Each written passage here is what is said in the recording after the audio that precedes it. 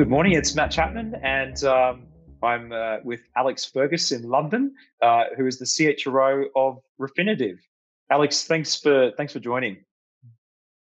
Lovely to see you and great to connect. Yeah, it's been a while since we actually saw each other in person, and in interesting times now. Just share with everyone your career background, because you have worked across a number of different industries, and it all really leads to now. Yeah, for sure. So I started my career in a company called Granada TV and Video back in the 90s, which used to rent out TV, video, and satellite equipment to consumers across the UK. And I started my career in general management and then fell into sales and became a sales trainer. That then led me into what we would now call change management roles within HR. And I then moved on to a generalist HR career. But if you kind of strip me back, my sort of core competence and spike of capability has always been change and transformation. So I spent 10 years at Granada, then moved to BP and spent 10 years there, mainly in their downstream activities, and then became the head of HR for Castrol Oil, the lubricants division, in my latter years there. Then joined Thomson Reuters and spent 8 years there before spinning out what was the financial and risk division of Thomson Reuters, and took that under Blackstone investment to create and launch Refinitiv, which is a data and technology provider to financial markets.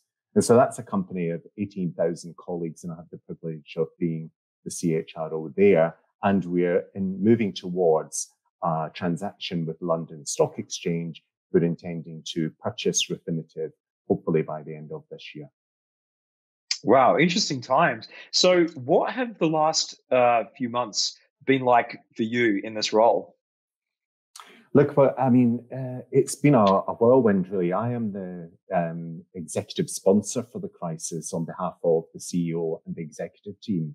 And that's given me a very clear sense of accountability and purpose, which has been really, really powerful, actually.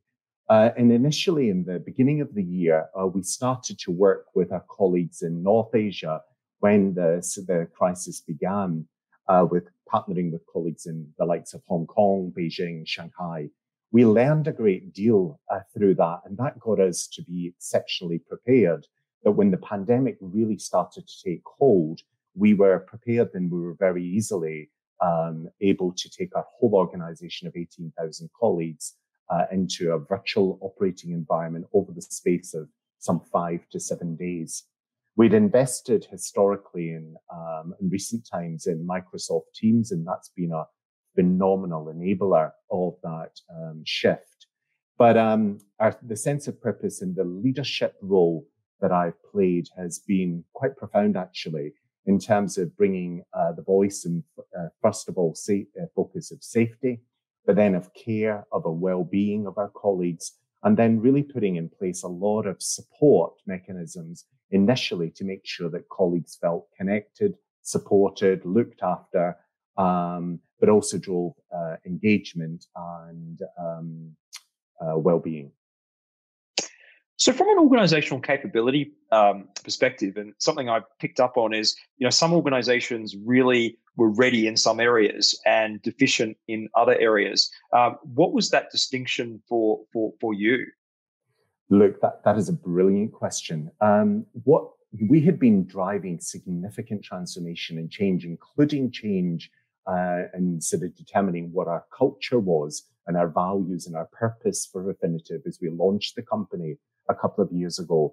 And that has been absolutely a key enabler of us making the shift into no question of understanding and knowing what is important. People and safety first, the communities that we operate in second, then of course our customers and our operations. And so that sort of clarity of purpose and meaning helped all of us just remain very connected and focused on what we needed to do as we made the shift into a virtual environment. I think also the organization has been through some significant transformation prior to that, where we went through a pretty big turnaround phase. And so we are a pretty resilient organization. So that set us on an immediate step over the recent months that has served us exceptionally well. I think the bigger challenge that we're absolutely focused on now is to say, okay, well, kind of moving into the immediacy of the crisis in some ways was easier for us. How do you sustain that? How do we reimagine and reinvent ourselves for the future? And so we're actually now rolling out a whole suite of support that we're calling We Evolve, which is helping our colleagues and our leaders think about how they sustain in a virtual operating environment for our more medium and longer term. But then alongside that, setting a bigger conversation around some profound questions for the future about what is the future of work? What is the relationship of the purpose of an organization and the meaning that that has in the world? And how does that relate to the meaning of every one of our 18,000 colleagues' work? Because I think purpose and the connection to purpose will be so important as we move forward.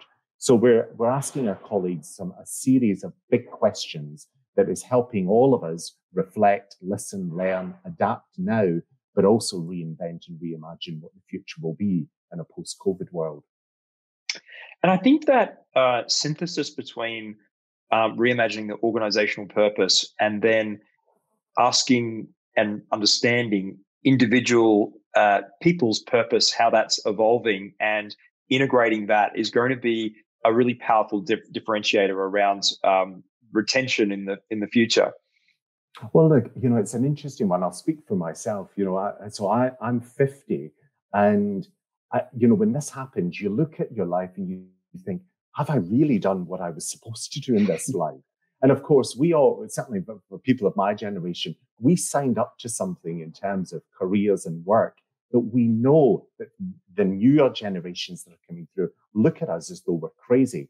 So they were already asking themselves more profound, meaning-making questions about what they wanted to do, how they wanted to live their lives. But I think people of my generation, as a result of this, will be asking themselves similar questions.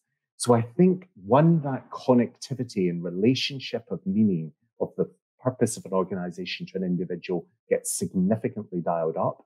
But how we work and how you allow and how you support and create the fabric for individuality in organizations will become absolutely paramount. So to me, it's almost inclusion on steroids becomes the major opportunity, but also a challenge. Yeah, and then I think obviously marrying this with business performance, because business is obviously going through challenging times through this, and so it's a very important time, to keep a workforce focused, but to also respect that individuality and the changes that people are going through at the same time. Well, look, I think that our philosophy has been, we've been in new terrain. We don't have reference points as to how to make decisions in such a context. We've really sort of led from the heart and thinking, just go with your intuition and your gut and your heart and knowing what is the right thing to do and put people first, and performance and focus around the customer will follow. And that so far has proven to be a very successful approach for us. Yeah, so humanizing things and really doing it very authentically. Well, I also think, we're in an exceptionally privileged position as a company. We have a very resilient business model. We're able to deliver everything to our customers and clients virtually. And so when you look at the impact that this has had on so many businesses and business lines and sectors, again, you have to remind yourself every second of every day just what a privilege and how fortunate we are. And so that, again, is something that we're really looking to make sure that we're constantly connecting and therefore thinking about what is our role as we are sort of supporting communities through this as well. Now, through this period, have you seen, and I asked this question from an HR standpoint, but a broadening of the responsibility for employee to the family unit and the broader unit beyond that?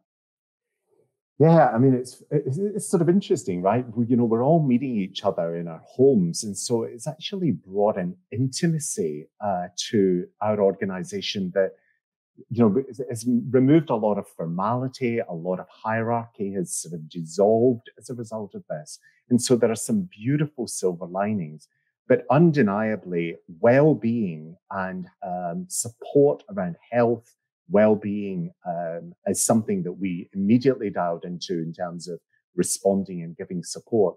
But equally, as we look to the future, I think that that's going to be a significant part of a colleague experience and offer that, again, I think we all in organizations through an HR lens are going to have to be much more thoughtful of what is going to be expected, what's really going to matter to colleagues in the future and future colleagues that we want to attract. So I think that becomes another area beyond the kind of purpose connection that is at the forefront of my mind.